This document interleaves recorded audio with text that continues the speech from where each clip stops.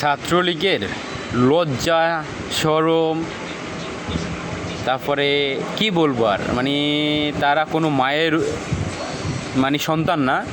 এই কথা বলার আমি কারণ আজকে এই কথা বলার কারণ হচ্ছে গিয়ে সারা দেশে এত বড় একটা শোক, সাধারণ মানুষের মনে এত কষ্ট, এত বেদনা, তাদের মনে কোনো আনন্দ নেই। প্রত্যেকটা মানুষ, সারা বাংলাদেশের প্রত্যেকটা মানুষের মনের মধ্যে। আর তারা এই বিষয়টাকে নিয়ে তারা স্বার্থ হাসিল করতে চাইতেছে। একদল যাচ্ছে বোমা নিয়ে সেখানে ঝামেলার মধ্যে, আবার একদল আবু সাইদ হতে যায়।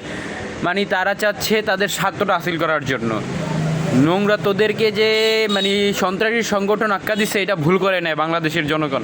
তোরা সন্ত্রাসী ছিলি, এখনও সন্ত্রাসী রয়ে গেছিস। তোরা কখনোই পরিবর্তন হতে পারবি না।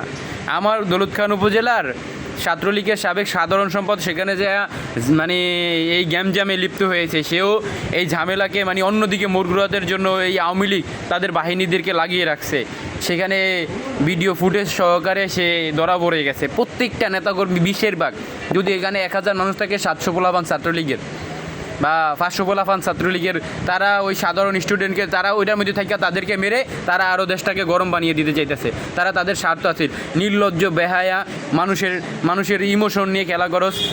কোথায় কি মানুষ মারা গেছে, এতগুলা শিক্ষার্থী, ছাত্রছাত্রী, শিশু, বাচ্চা মারা গেছে, মানুষের মনে এত কষ্ট, আর তোরা দেশটাকে তোদের মতন স্বার্থ হাসিল করতে চাইতেছস। তোদেরকে এই দেশ থেকে তোদেরকে তো সন্ত্রাসী সংগঠন বলেছে। তোদেরকে এই মুহূর্তে বাংলাদেশ সরকারের উচিত কি তারা জড়িয়া ক্রস ফায়ার দেওয়ান।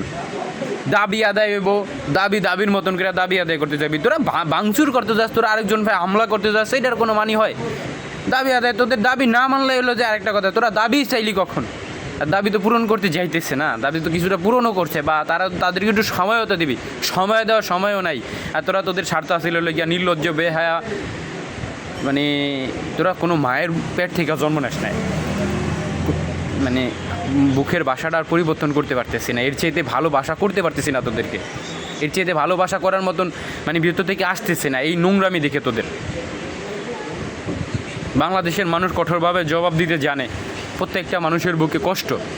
তোরা সাধারণ শিক্ষার্থীদেরকে বুঝে তাদের সাথে যোগ দিয়ে আরও দেশটাকে সন্ত্রাসী কার্যক্রম চালাচ্ছ। সেখানে যে কোনো দাবি সরকারের সাধারণ ছাত্র থেকে চাওয়া হবে, সুশৃঙ্খলভাবে চাওয়া হবে। যাকে সরান লাগবে সরকার তাকে সরিয়ে দিবে, যেটা পরিবর্তন করা লাগবে সেটা পরিবর্তন করে দিবে।